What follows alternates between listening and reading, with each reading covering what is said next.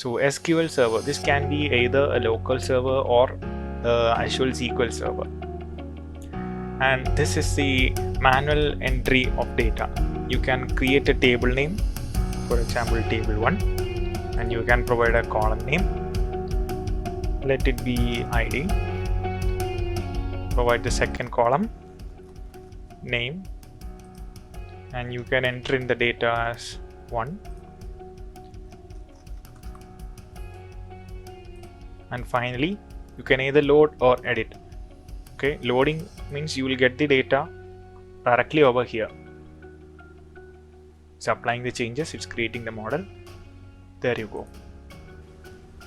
So let's create a dimension table. So I'm again referencing this master table and creating another one, and let's name it dim country. Okay, so this is again a naming convention, like keep the terminology dim in first as a prefix, and then goes the table name. That is what apply will do. Close and apply means it will close this window and then the changes will be reflected in our report.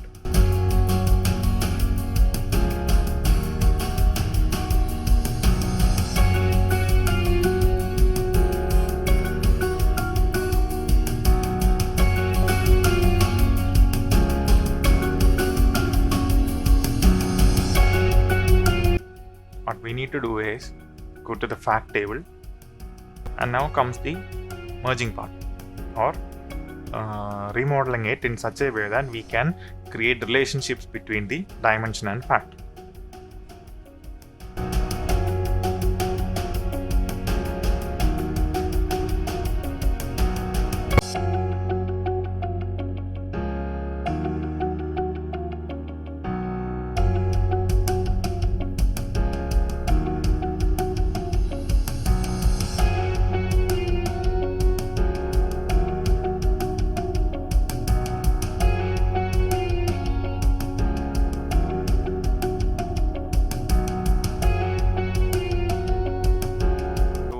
It here, let's make it active.